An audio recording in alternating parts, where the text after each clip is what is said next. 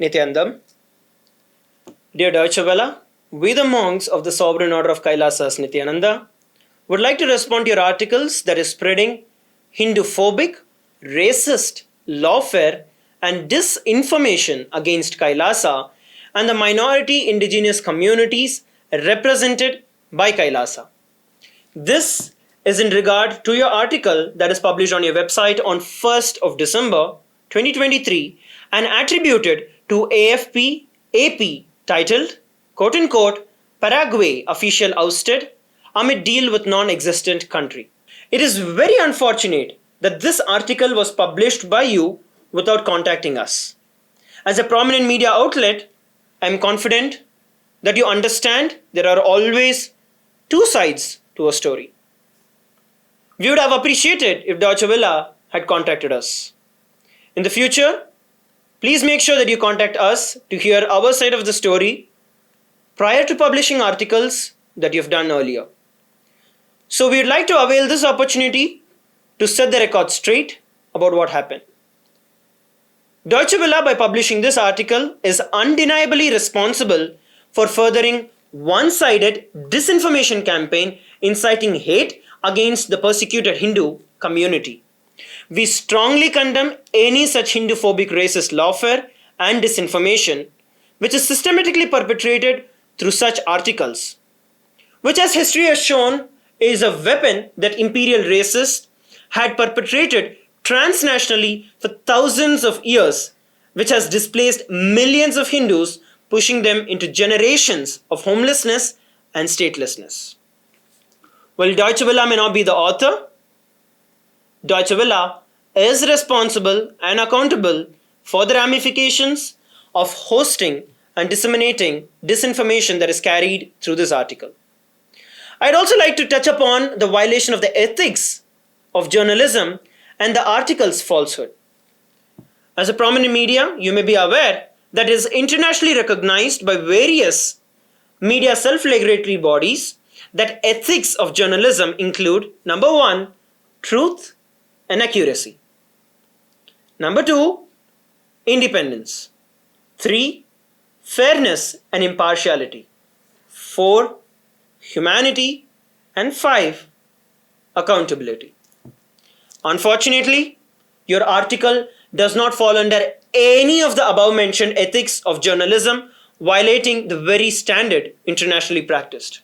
For these serious violations of principles of journalistic ethics and these serious instances of journalistic non-integrity in the article, we request you to immediately address the points that I'm going to be stating.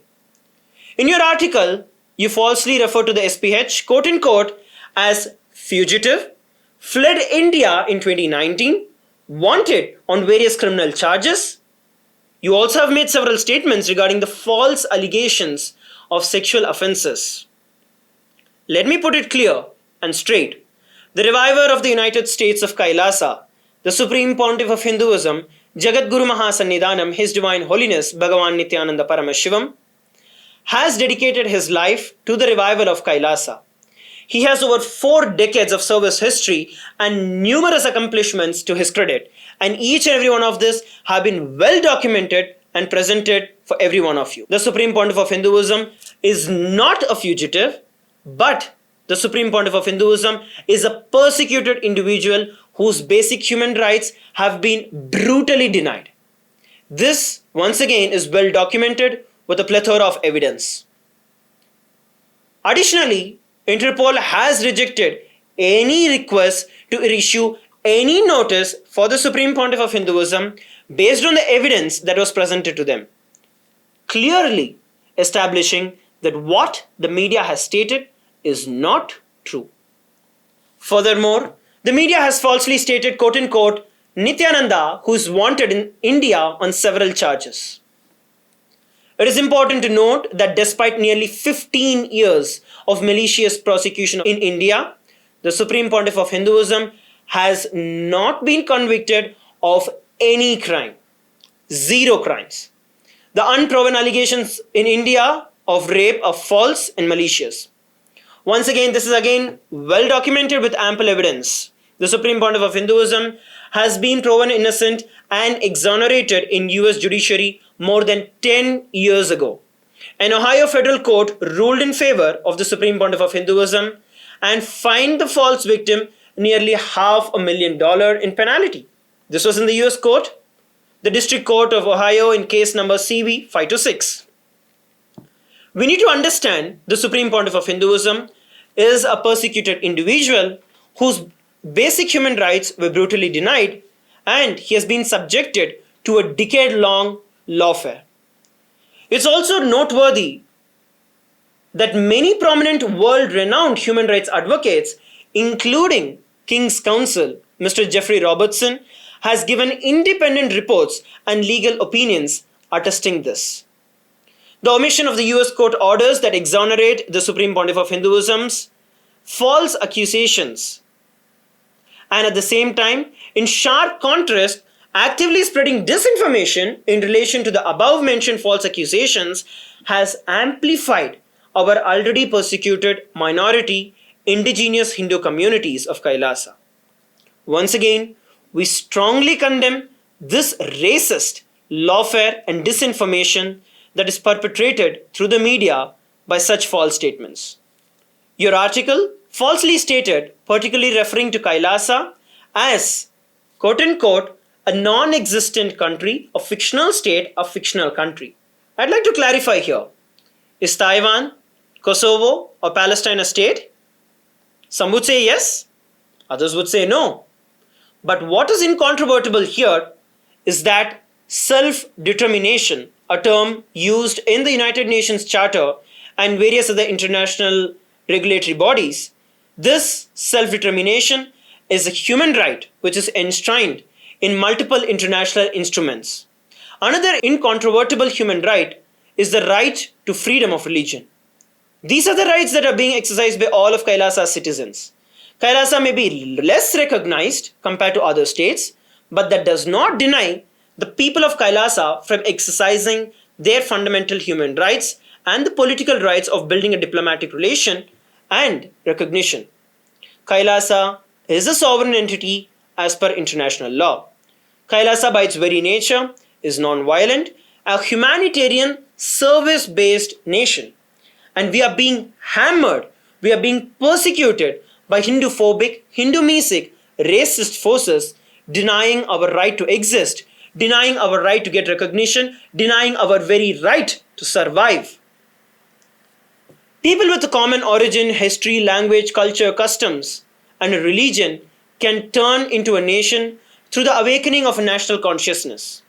A nation can exist without a state, as is exemplified by various stateless nations that exist today. Citizenship is not always the nationality of a person. The United Nations International Covenant on Civil and Political Rights, ICCPR, recognized by 178 nations, in its very first article declares, all peoples have the right of self-determination. By virtue of that right, they freely determine their political status and freely pursue their economic, social, and cultural development. I also want to share further details about the hate crimes and shocking racism in the article published by Deutsche Welle. Around 3200 BCE, 56 such nations protecting the civil, political, religious, and human rights of 10,000 indigenous minority communities. The Hindu Holocaust is the biggest physical and cultural genocide of the indigenous people on planet Earth. More than 500 million indigenous Hindus were killed, massacred, raped, and brutalized in the most barbaric ways. During these 5,000 years of Hindu Holocaust, not more than 3,000 of these indigenous communities remain alive today. This was and is the biggest crime against humanity in the world history, displacing millions of Hindus, pushing them into generations of homelessness and statelessness. The roots of such mass genocide of 500 million indigenous Hindu people and the brutal genocide of billions of indigenous people all over the planet is rooted in imperial racism and discrimination. Racism perpetuates negative stereotypes and hateful narratives against minority ethnic groups that have brought these unforgettable genocides throughout the planet. This article, written by Deutsche Welle, expresses and amplifies the shocking racism and absolute disregard for even a bit of sense of respect for human dignity. Particularly, your article expresses and incites extreme racism, dehumanizing hateful sentiments towards the people of Kailasa, negatively stereotyping the entire persecuted minority indigenous Hindu communities of Kailasa as if less than a human, as a cult, while racially discriminating and dehumanizing the Supreme Pontiff of Hinduism by calling him a Hindu cult leader. The Deutsche Welle article delegitimizes and dehumanizes the people of Kailasa, denying them the very right to be treated as equal human beings. Such racism, as carried in this article, is not just against the UDHR Article 1, which declares, quote unquote, all human beings are born free and equal in dignity and rights, but also constitutes a hate crime prosecutable under Section 130 of German Criminal Code, which criminalizes hate speech, including incitement to hatred and insults that assault the human dignity based on racial, national, religious, or ethnic background. Additionally, such racism as carried by Deutsche Welle in your article is liable to bring severe penalties and legal ramifications. I'd like to state a few examples. An individual who negatively stereotyped and dehumanized the Kailasa community, referring it as a cult and the Supreme Pontiff of Hinduism as a cult leader, was penalized $500,000 in case 2:13 CV 526. Likewise, in civil case RS 1013793 in the Superior Court of the State of California, an individual made a complaint in which he described the Supreme Pontiff of Hinduism as a cult leader and the people of Kailasa as a cult. The court dismissed the suit and ordered the individual to pay $500,000 for the crimes. In the Superior Court of California, County of San Bernardino, in case number Civil RS 1401615, on 8th of December 2017, the court penalized a media channel, Samaya TV, and the associates $5 million for damages and costs for defamation and civil conspiracy. This judgment is often recorded in international law journals as one of the most significant defamation suits brought against media. In your article, it is stated, quote unquote, false officials duping, who also appear to have duped several local officials, signing a memorandum of understanding with the representatives. Let me clarify that the document referenced was not a memorandum of understanding, but a proclamation. As it is a proclamation, there is nothing that Kailasa receives in return. Furthermore, even a MOU would have merely been just a statement of possibility of the contributions in the future. However, Kailasa, without any vested interest, without anything to gain, without any obligation to contribute, completely, selflessly, has already contributed millions of Paraguayan Guaranis worth of medical aid to support the people in the said local community in Paraguay. This was on November 9th, 2023. Kailasa's humanitarian aid is not gathered through taxes as most established nations would, but instead is raised through hard work and sacrifices of the Supreme Pontiff of Hinduism, and the contributions of the hard-working individuals of the persecuted minority indigenous community who are inspired to do the same, witnessing the Supreme Pontiff of Hinduism's relentless sacrifices and unshakable commitment towards this mission.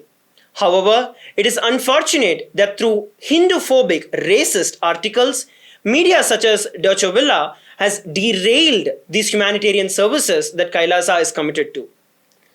Deutsche Welle, by hosting and publishing this article, has extraordinarily amplified this systematic persecution. Instead of recognizing the extraordinary contributions, the authors and the publishers have put a systematic and focused effort into the vulnerable community who are the beneficiaries of Kailasa's humanitarian aid. Another statement that is mentioned in your article, quote unquote, admitting he'd been conned, their motives for duping him were not clear, etc.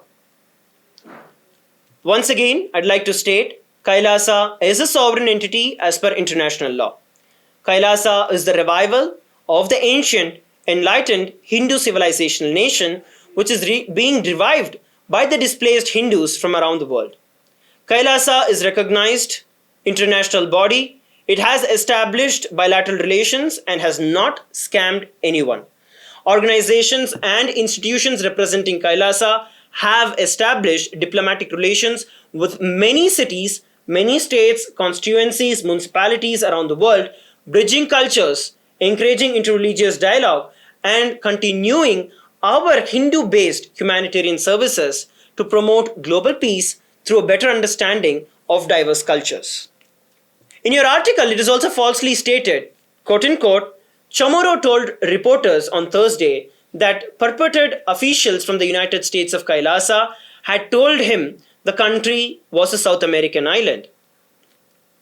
Once again, this statement is completely false, fabricated, and in complete contradiction of the publicly stated and widely circulated facts.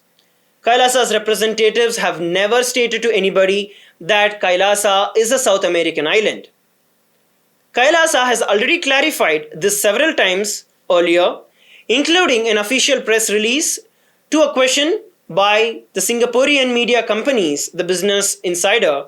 Additionally, neither has Chamorro nor any other official anywhere have made any such statements to any media or to any person to such effect.